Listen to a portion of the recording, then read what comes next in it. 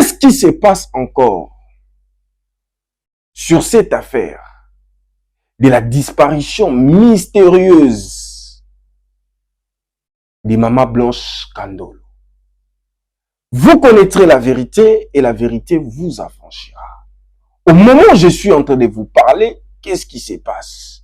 Mesdames, demoiselles et messieurs, quant à moi, je vous dis, soyez le bienvenu sur votre chaîne Bakolo Masolo Télévision. Abonnez-vous, s'il vous plaît. Aidez-moi d'activer la cloche de notification pour vous permettre de ne rien rater sur tout ce qui se passe à travers le monde. S'il vous plaît, activez la cloche de notification. C'est juste en bas de cette vidéo. Vous allez voir la cloche, une cloche. Appuyez sur cette cloche et cliquez là où c'est écrit toutes les notifications. Cela va vous permettre de ne rien rater sur tout ce qui se passe sur cette affaire, sur tout ce qui se passe à travers le monde. Mesdames, demoiselles et messieurs, vous connaîtrez la vérité et la vérité vous affranchira. Au moment où je suis en train de vous parler, qu'est-ce qui se passe? Je viens de tomber sur une vidéo du pasteur Marcelo où il disait que lui, il pensait un jour d'avoir plusieurs femmes, beaucoup de femmes. Et c'est par l'aide du Saint-Esprit, et je vais vous montrer par l'aide du Saint-Esprit, Saint-Esprit l'a brisé. Mais sur cette vidéo que je vais vous montrer, d'autres personnes disent ce que le pasteur Marcelo prêche et ce que lui-même fait de sa vie, c'est deux choses différentes. Vous allez découvrir beaucoup de choses à travers cette vidéo. Je vais d'abord vous montrer l'extrait pour commencer notre émission de ce soir. Donc, notre émission de ce soir, nous commençons cela par cette vidéo. Je me disais, je vais épouser une femme, mais j'aurai des femmes. Parce que je sentais en moi que j'avais la capacité de me marier, mais j'avais l'incapacité d'être un bon mari. Et je voyais beaucoup de mes pères qui étaient autour de moi, ils avaient des femmes à l'extérieur. Et puis tu te disais, qui suis-je? Je vais faire comme eux. La mort de Maman Blanche est une leçon. Une leçon pour les femmes en général. Ces femmes qui souffrent dans les mariages pour sauver l'honneur de l'homme. Ces femmes qui souffrent dans les mariages pour sauver la réputation de l'homme. Ces femmes qui souffrent dans les mariages pour sauver l'honneur de mariage. Pour ces femmes-là, mieux vaut sauver votre propre vie que de vouloir sauver la réputation ou l'honneur de l'homme. Quand vous risquez votre vie à cause de l'homme, sachez que peut-être ce que vous êtes en train de subir, c'est à cause des mauvaises pensées de l'homme en voulant vous changer, en voulant vous débarrasser de vous. Ce que vous êtes en train de subir, c'est à cause des ambitions de l'homme à vouloir épouser une autre. Parce que d'autres hommes, pour eux, comme ils sont déjà mariés à vous. Et c'est impossible d'avoir 2 ou 3, 4 femmes, ça serait un scandale. Et tout ce que l'homme commence à faire, c'est que au début du mariage, vous n'étiez pas en train de vivre cela. Et après, du coup, vous voyez votre homme changer. Cela veut dire que non, cet homme a ouvert une porte indirectement pour que vous partez. Au lieu de sauver votre vie, vous cherchez à sauver la réputation, vous cherchez à sauver l'honneur de l'homme. Beaucoup de femmes souffrent comme ça en silence. Ce n'est pas seulement une leçon pour ces femmes-là qui souffrent, c'est aussi une leçon Pour ces mamans qui encouragent leur fille de rester dans les mariages où la fille alerte qu'elle est en danger dans ces mariages. C'est pour aussi une leçon pour ses mères, pour ses parents, pour ses futurs parents. Si votre fille vous alerte que dans ces mariages, elle n'est plus heureuse, dans ces mariages, il y a beaucoup de réalités, dans ces mariages, il y a beaucoup de mystiques qui se passent. Au lieu de libérer, sauver votre fille, vous voulez sauver l'honneur de ces mariages. Vous voulez sauver l'honneur de ces mariages en insistant, en obligeant votre fille de rester là. Beaucoup de parents perdent leur fille, perdent leur enfant à cause de ces situations. De vouloir forcer des choses auprès de votre fille. Aujourd'hui, il y a une réalité. Je vais vous dire, je vais encore vous montrer une vidéo. Cette vidéo, en intégralité, vous allez comprendre, suivez mot par mot. Tout à l'heure, là, je vais vous balancer l'intégralité de cette vidéo. Surtout, laissez-moi vous rencontrer une réalité qui est beaucoup plus sur les milieux chrétiens. Beaucoup plus sur les milieux chrétiens. Surtout auprès des serviteurs de Dieu. Lorsque vous, l'homme, vous acceptez d'épouser une femme, cela veut dire que vous acceptez leur taille, vous acceptez tout. Il y a des choses qu'on ne peut pas chercher à changer. Comment vous avez épousé une femme avec une taille et vous voulez dans le mariage qu'elle devienne avec des formes qu'elle n'en avait pas. Combien aujourd'hui j'ai des photos des femmes, des serviteurs de Dieu. J'ai des photos de ces femmes qui s'autoproclament esclaves de Dieu, servantes de Dieu. Beaucoup aujourd'hui au milieu chrétien commencent à faire des BBL pour faire plaire à l'homme. Si je vous montre des photos des servantes de Dieu ou des photos des femmes des serviteurs de Dieu, si je vous montre avant, après, vous allez voir que non, ça, c'est une opération chirurgicale. Ce sont des BBL. Pourquoi ces choses commencent à régner au milieu des chrétiens? Ceux qui sont censés être des modèles. Mais ils commencent à être influencés par des païens. Donc, aujourd'hui, des païens deviennent des modèles pour des chrétiens. Comme des païens font leur taille comme ça, des chrétiens aussi commencent à suivre que ma femme devrait aussi avoir des tailles comme ça, il devait faire comme ça, il devait... Donc, tout ça, c'est devenu comme, je ne sais pas, beaucoup de chrétiens commencent à pousser leurs femmes à faire ce genre de choses. Beaucoup de chrétiennes commencent à faire ce genre de choses. Où est Dieu dans tout ça? Où est Dieu dans tout ça? Vous voulez que votre femme devienne comme celle-là, comme celle-là, comme celle-là, mais divorcez, à les épouser. Ces femmes-là, vous commencez à regarder, vous commencez à envier.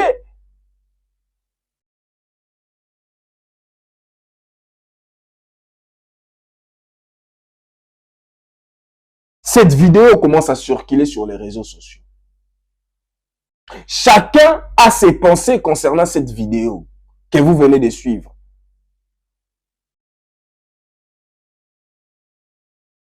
Quelle est votre pensée sur cette vidéo? Je vous mets en intégralité. Suivez d'abord attentivement cette vidéo et dites-moi quelle est réellement votre pensée. Suivons cette vidéo ensemble. Tendre Père, je te prie de bénir, Seigneur Dieu de gloire, ce message et je prie que ton onction coule sur moi afin de communiquer ta sagesse et ta vie. Au nom de Jésus. Amen. On va m'accompagner avec une douce musique.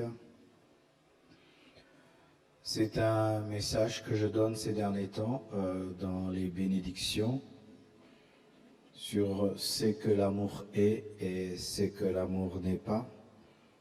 Parce que je suis sûr que c'est par amour que nous nous marions. Et donc nous devons comprendre l'amour c'est quoi, afin de garder la qualité la plus grande qui peut garder un mariage. Nous allons nous tenir debout, nous allons lire 1 Jean 3, versets 14 à 18.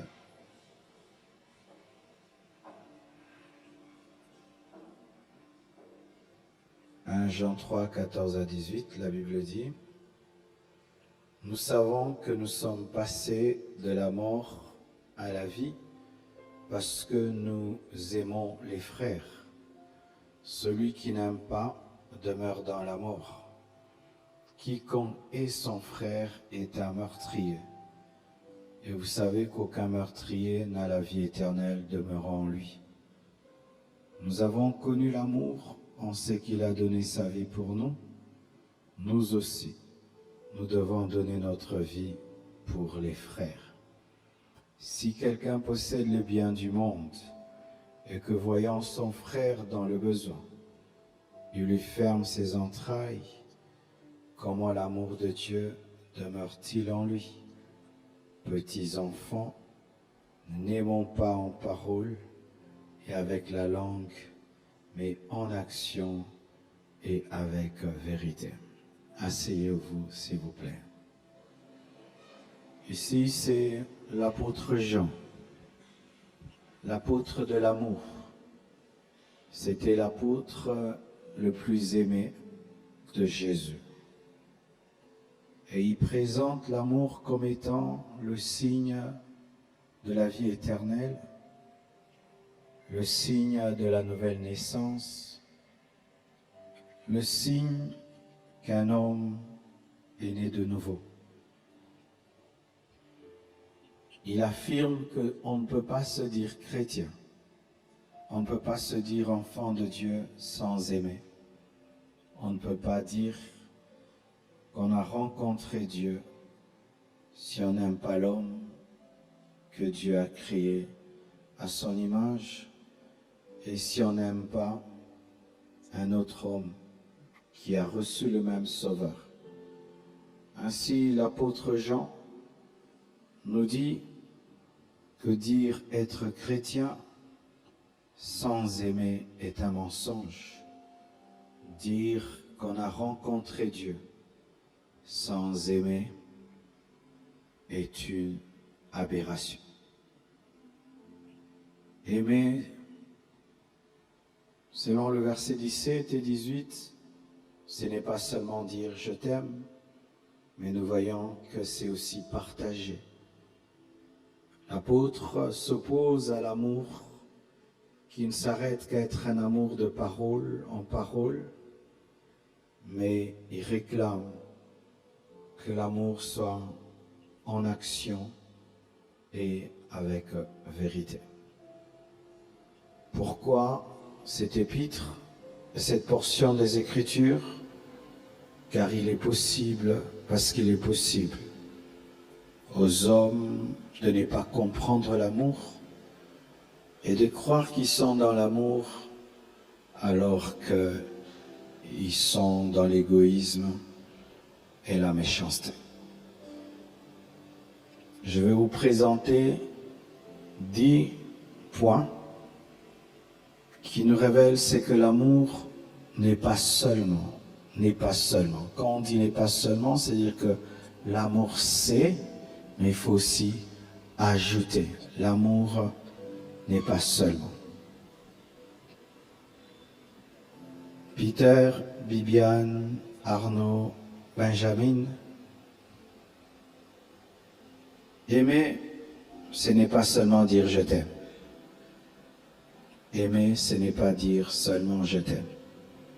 Dire je t'aime, c'est aussi aimer, mais c'est pas tout. Votre amour ne doit pas seulement être un amour de la langue, mais aimer c'est plus que dire je t'aime, c'est agir je t'aime. Tu peux me dire que tu m'aimes avec ta bouche, mais quand tu me gifles, tu me dis que tu ne m'aimes pas avec ta main.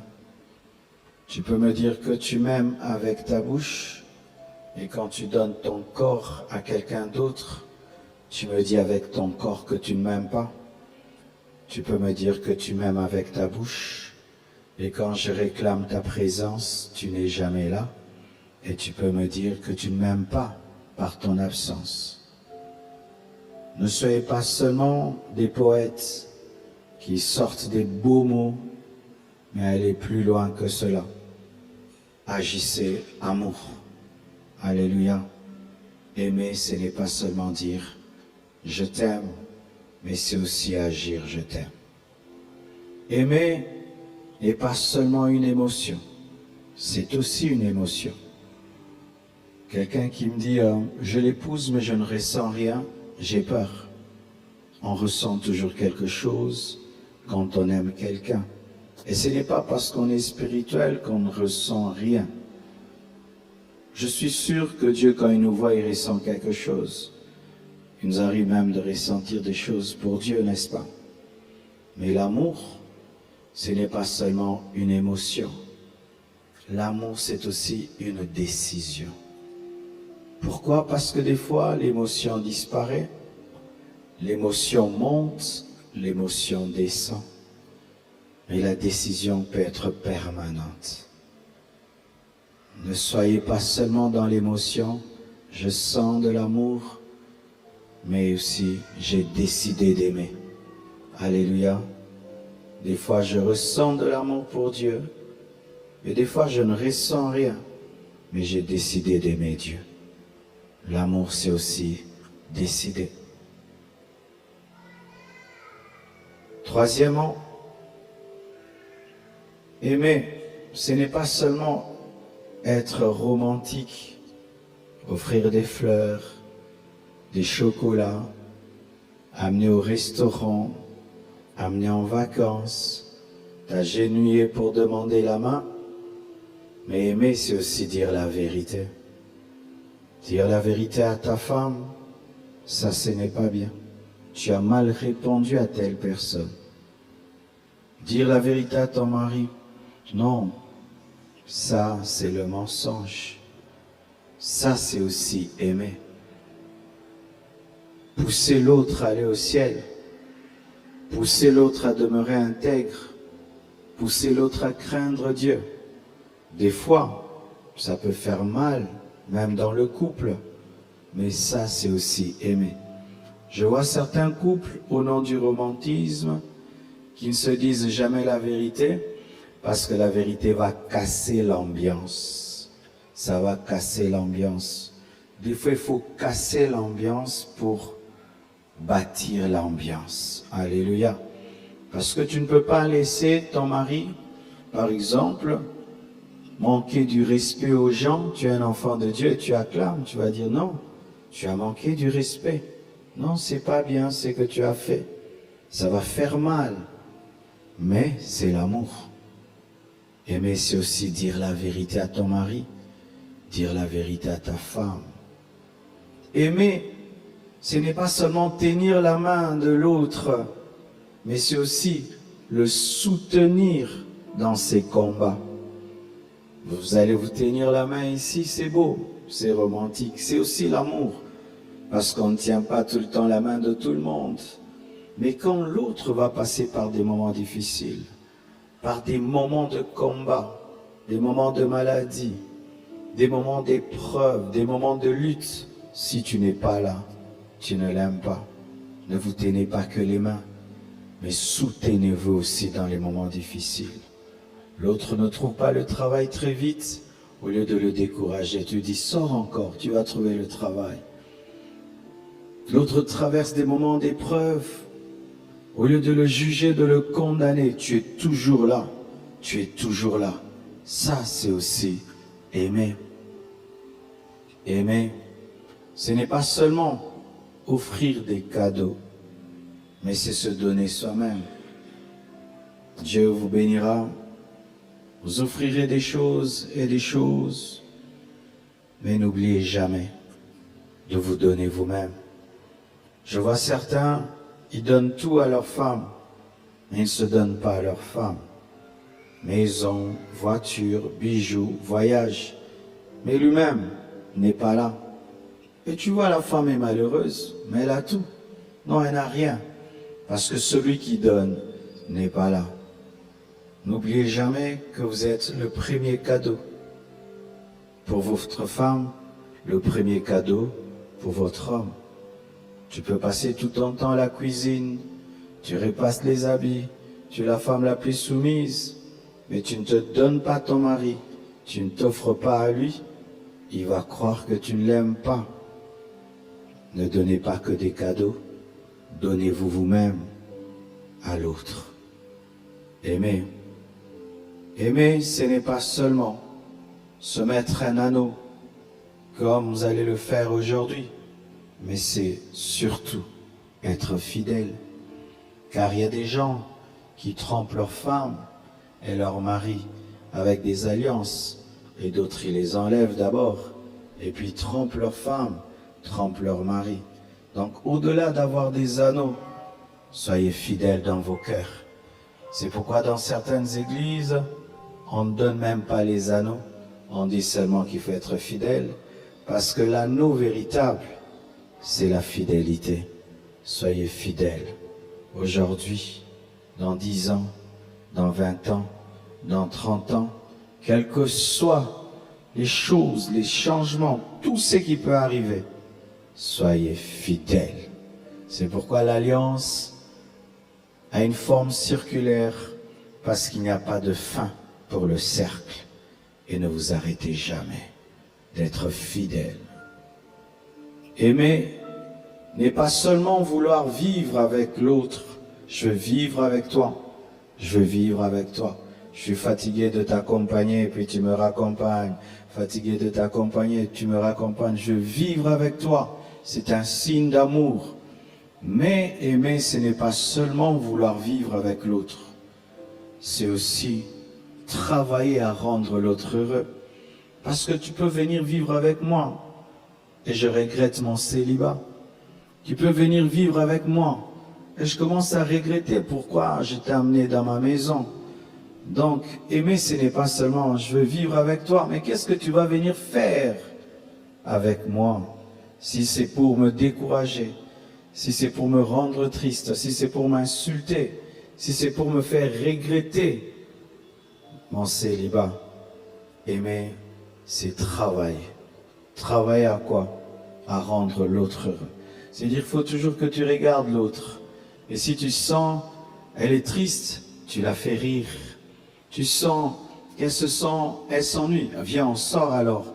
Tu sens qu'elle ne se sent pas bien. Qu'est-ce que tu as? Savoir lire sur le visage de l'autre. Parce que certains parlent, d'autres ne parlent pas. Certains, quand ils sont malheureux, ils te disent, mais d'autres ne disent jamais. Tu dois savoir lire sur un visage. Tu dois savoir lire dans les yeux. Tu dois lire dans le corps. Tu dois lire dans l'expression. C'est pourquoi quand on est marié, il faut avoir la sensibilité de lire l'autre. Alors si tu remarques, ta fiancée était très heureuse dans les fiançailles, mais tu vois, elle devient une autre femme. Ton fiancé était très heureux dans les fiançailles, mais il devient un autre homme. Avant, il riait, il blaguait, mais tu vois, il change. Donc, il y a un problème. Et tu dois travailler à rendre l'autre heureux. Aimer, ce n'est pas seulement, et là, j'ai enlevé seulement, ce n'est pas une annihilation, c'est-à-dire une disparition, mais une transformation. J'ai vu des hommes dire, je vais l'épouser, puis je vais la changer. Mais on dit, mais vous deux là, ça ne va pas, hein, vous n'êtes pas compatibles. Non, quand je vais l'épouser là, je vais la changer. Ça ne marche jamais. Parce que même le pasteur, des fois, il n'arrive pas à changer les gens. Alors si vous avez des buts de vous changer là, laissez tomber. Ça ne va pas marcher. Tu ne feras jamais disparaître l'autre. Il y a des choses qui ne disparaissent jamais. mais tu peux transformer l'autre en une version meilleure. Et voici le travail que tu dois faire pour transformer l'autre. Ne lui dis pas, moi j'ai rêvé d'avoir une femme comme ceci, j'ai rêvé d'avoir un mari comme cela. Tu sais, il va te répondre comment? Et alors pourquoi tu m'as épousé? Maintenant, qu'est-ce qu'il faut faire? Sois comme Jésus, sois comme Jésus, sois comme Jésus, sois comme Jésus. Et lorsque l'autre devient comme Jésus, ce sera toujours une personne merveilleuse. Pousse l'autre à prier, à lire la Bible, à servir Dieu. Et quand il va rencontrer Jésus, Jésus va le changer et il sera merveilleux pour toi. Mais ne dis pas, tu dois parler comme moi, tu dois agir comme moi, tu dois aimer les mêmes couleurs que moi, tu dois... Non, toi c'est toi, moi c'est moi. Je ne me suis pas marié pour disparaître. Je me suis marié pour être heureux. Alléluia. Si l'autre aime la couleur noire, laisse-la avec sa couleur noire. Si toi tu aimes la couleur rose, aime ta couleur rose. Ou mélanger le rose et le noir, ça donne quoi? Rose pastel.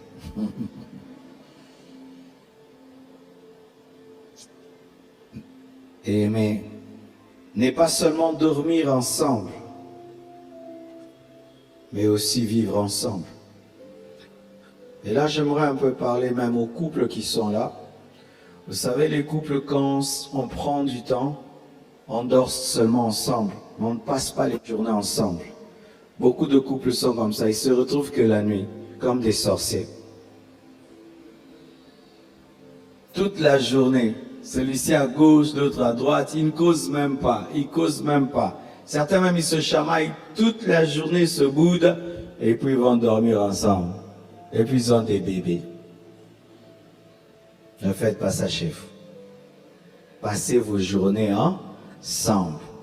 Prenez le déjeuner ensemble. Dînez ensemble. Soupez ensemble. Causez, parlez et puis dormez ensemble.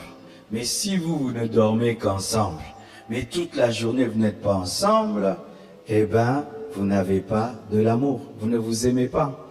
Et le lit devient maintenant votre point d'intersection. Donc si on enlève seulement le lit de votre maison, le mariage est mort. C'est pourquoi il y a des couples, quand ils ont des problèmes de maison, où la femme est à gauche, à droite, le mariage meurt. Parce que eux, c'est le lit qui les gardait.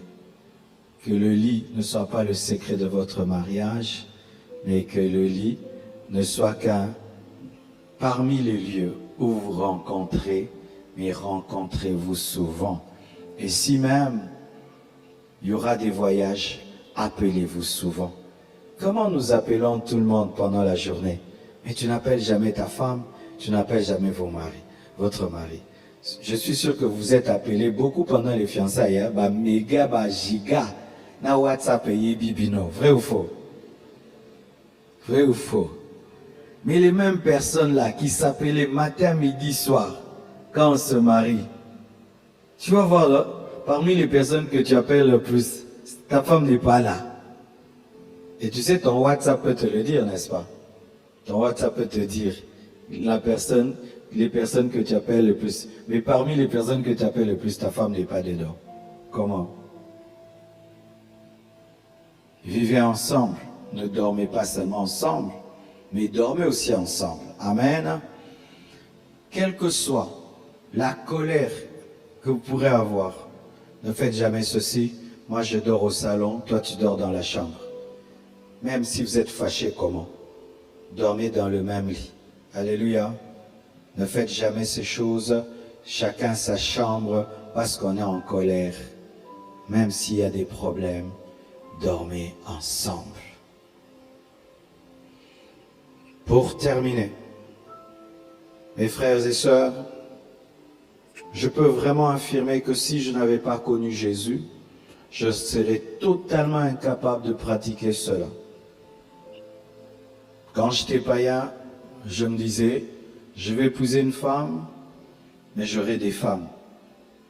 Parce que je sentais en moi que j'avais la capacité de me marier, mais j'avais l'incapacité d'être un bon mari. Et je voyais beaucoup de mes pères qui étaient autour de moi, ils avaient des femmes, à l'extérieur. Et puis tu te disais, qui suis-je? Je veux faire comme eux. Mais quand je suis devenu chrétien, j'ai senti une force, une puissance spirituelle m'amener à aimer la monogamie, à apprécier la monogamie et à demeurer dans la monogamie. Demeurer chrétien, garder le Saint-Esprit. Sans lui, vous serez incapable de pratiquer cette parole. Demeurez en Christ. Maintenez la vie de prière. Maintenez la vie de méditation. Le mariage n'est pas le paradis. Le mariage n'est pas tout. Priez le matin, priez à midi, priez le soir. Venez à l'église, servez Dieu, lisez la Bible pour recevoir la puissance du Saint-Esprit qui permet d'aimer vraiment. Et sans lui, vous ne saurez pas. Tous les chrétiens que vous connaissez qui aujourd'hui sont en train de détruire leur mariage, sont en train de divorcer, c'est parce qu'ils ont cru que sans le Saint-Esprit, ils pouvaient vivre leur mariage. Laissez le Saint-Esprit prendre place. Le Saint-Esprit te dira, va demander pardon. Non, non, non, non, non. Et puis, excuse-moi chérie. On ne parle pas comme ça à une femme. Change. On ne répond pas comme ça à son mari. Le Saint-Esprit, donnez-lui la place. Il va faire grandir votre amour. Et vous vieillirez ensemble jusqu'à l'enlèvement de l'Église. Quelque part, le pasteur a très bien dit. Je ne sais pas si vous avez très bien suivi. Ne cherchez pas à changer l'homme. Ne cherchez pas à changer la femme. Mais aujourd'hui, il y a des informations qui circulent que Maman Blanche faisait de temps en temps des opérations bibliques, des opérations chirurgicales. Et si cela est vrai, le pasteur Marcelo cherchait à changer quoi chez Maman Blanche? On connaît tous lorsque une femme commence déjà comment on appelle, à faire des enfants. Et lorsque toutes les femmes de l'âge commencent à prendre de l'âge, sa taille ne sera pas comme en avant. Son corps ne sera pas comme avant. Les choses vont commencer à bouger, les choses vont commencer à changer. Et c'est toutes les informations, toutes les histoires qu'on écoute concernant Maman Blanche. Le pasteur Marcelo, qu'est-ce qu'il voulait changer sur la vie de Maman Blanche? Aujourd'hui, tout ce qui se passe, je le répète encore, ceci n'est pas un combat. Ce sont des tempêtes où lui-même le pasteur Marcelo avait créé. Aujourd'hui, cette famille-là cherche une vérité. Si leurs moyens ne leur permettent pas,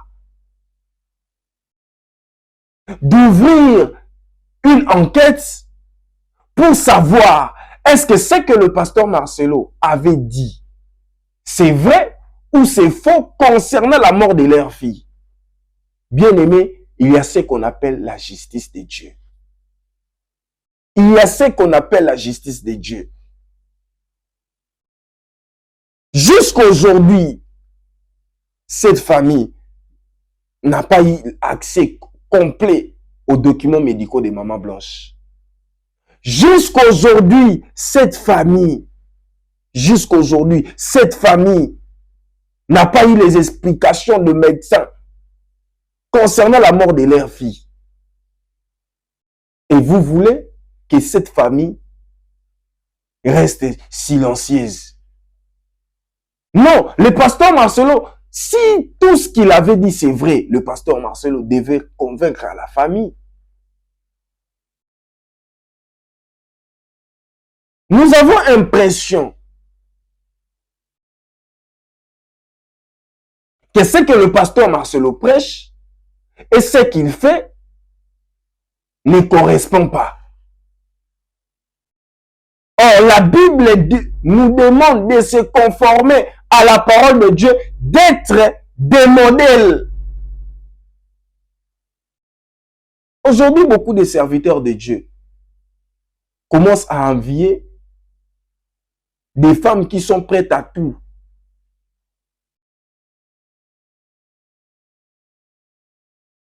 Des femmes qui sont prêtes à tout pour gagner le monde.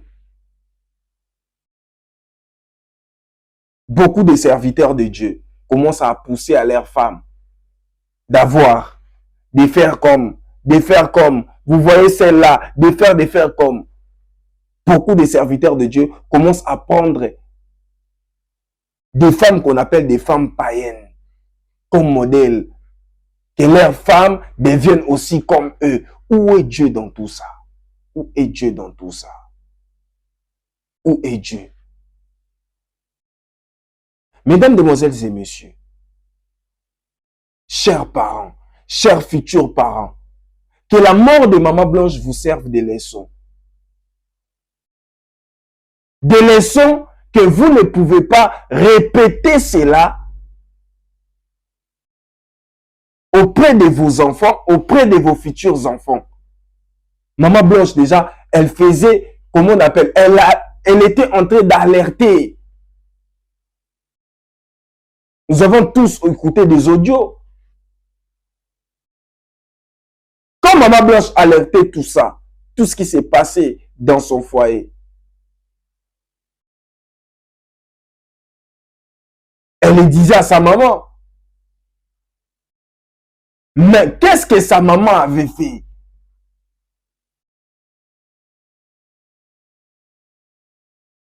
Ne cherchez pas à protéger, à sauver l'honneur du mariage de votre fille en mettant sa vie en danger, en mettant sa vie en risque. Ça finit toujours mal. Soit vous perdez votre fille, soit. Il y a beaucoup de réalités. Mesdames, mesdemoiselles et messieurs, abonnez-vous et activez la cloche de notification. Tôt ou tard, la vérité finira toujours par éclater. Tôt ou tard, vous connaîtrez la vérité et la vérité vous affranchira. Abonnez-vous et activez la cloche de notification. On se retrouve au prochain numéro.